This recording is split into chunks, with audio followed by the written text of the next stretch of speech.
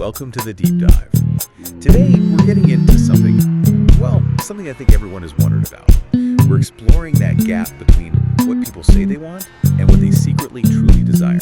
We're going to start with a really specific example from the source material you sent because it frames the whole problem perfectly. So, imagine a woman who is looking for an escort.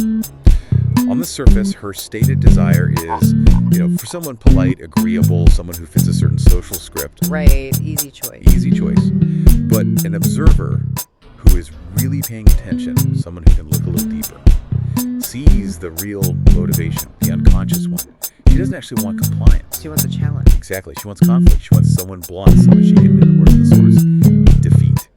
That contradiction is what this deep dive is all about. Our mission today is to find the right words, the actual psychological concepts, and see the real-world uses for this incredible ability to know what a person truly wants.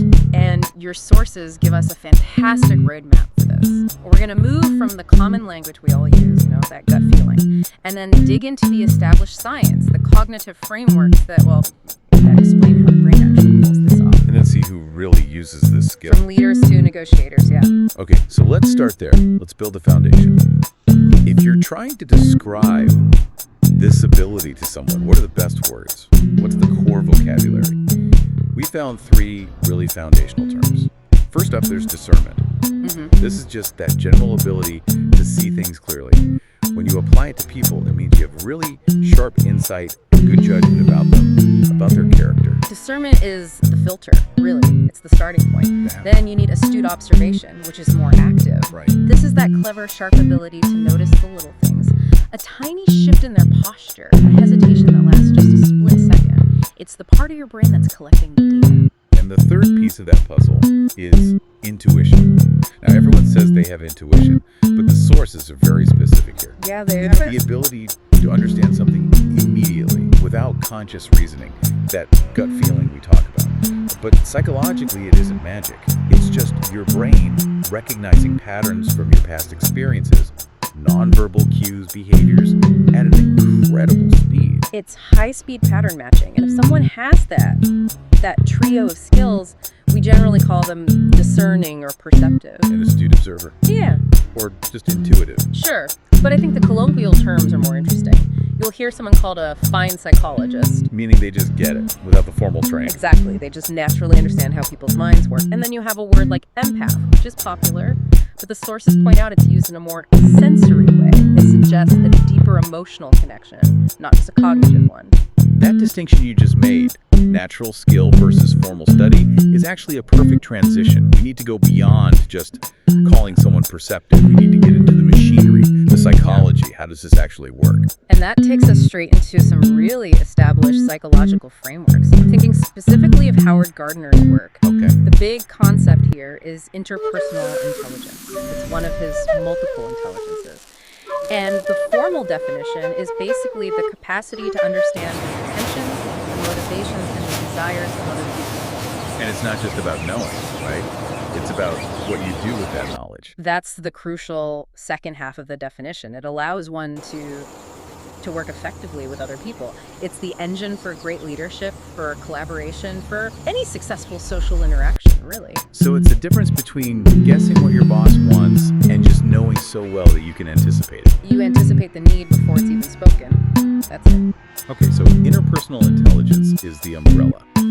But what are the specific functions?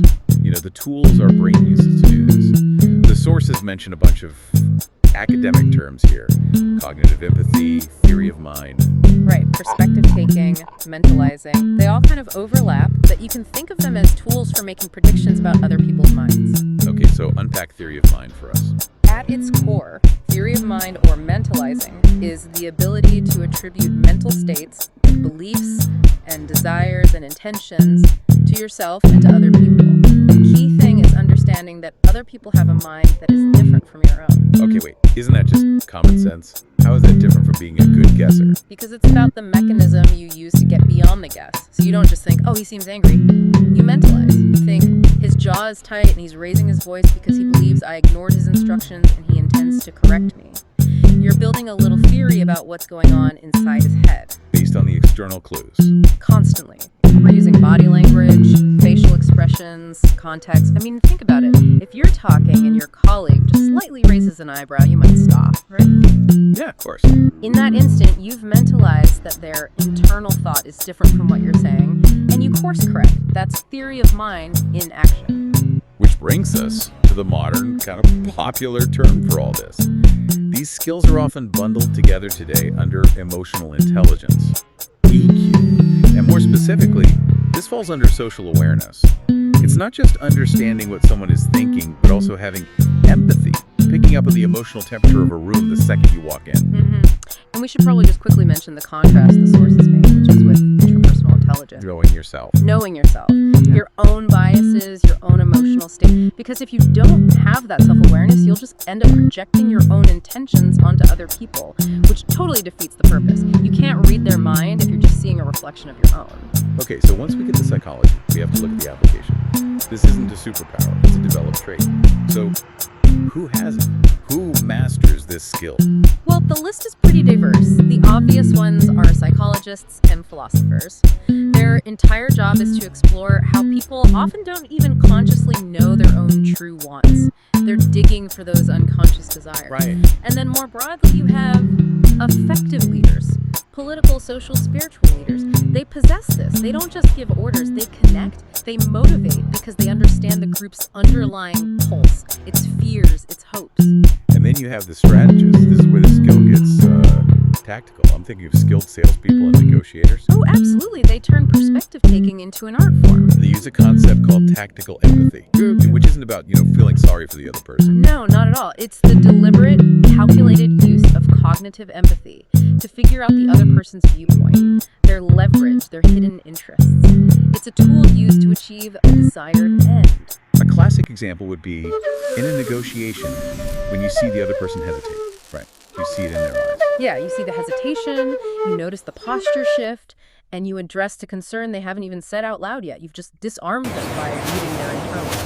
And maybe the most fascinating group here are magicians and behavioralists. They don't just study human nature, they actively, they exploit it. They do. They study the, quote, blind spots, edges, vulnerabilities, and limits of people's perception. Their whole job is to influence your behavior by reading your subtle cues and then predicting how your mind will fill in the gaps. To use your brain against you.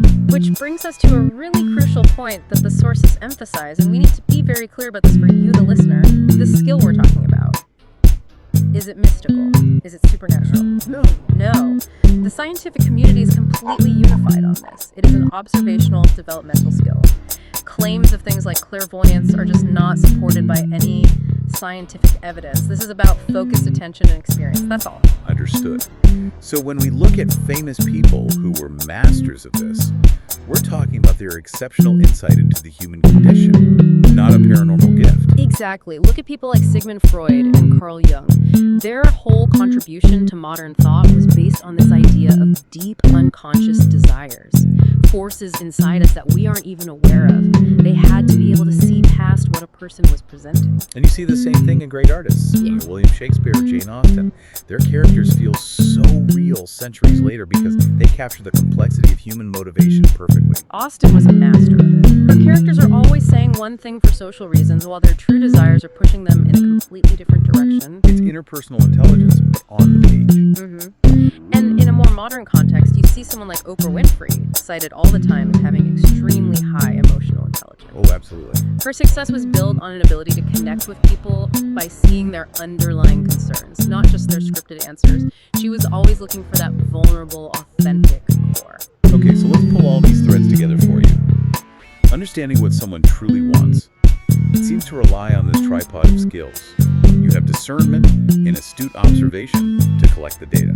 Then intuition gives you that quick pattern match. And finally, applying theory of mind and interpersonal intelligence gives you the framework to make an accurate prediction. And that framework brings us all the way back to where we started, to that mystery. The woman who asked for an escort but really wanted a fight. Why? Why do people do that? Why don't they just know what they want? The sources point to one last, really fascinating idea. Yeah, from the French thinker René Girard. His theory of mimetic desire offers a pretty powerful explanation. Mimetic desire. So imitation. Imitation, exactly. Girard suggests that most of our desires aren't actually our own. They aren't intrinsic. We want things because we see other people wanting them. We imitate their desire. So it's not that I want the new sports car. It's that I see my neighbor getting status and admiration for wanting that car, and what I really want is the status. So I start wanting the car too.